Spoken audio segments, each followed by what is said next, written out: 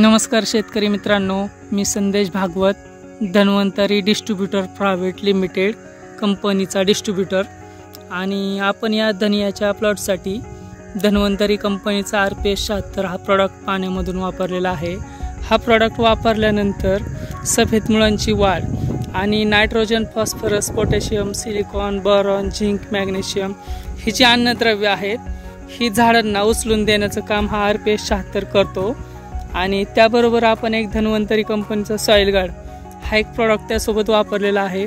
तर तो जमिनीखाली येणारे हानिकारक बुरशी याच्यावरती कंट्रोल करतो, मर, मुळकूज, नेमॅटोड याच्यासाठी चांगला रिझल्ट देतो।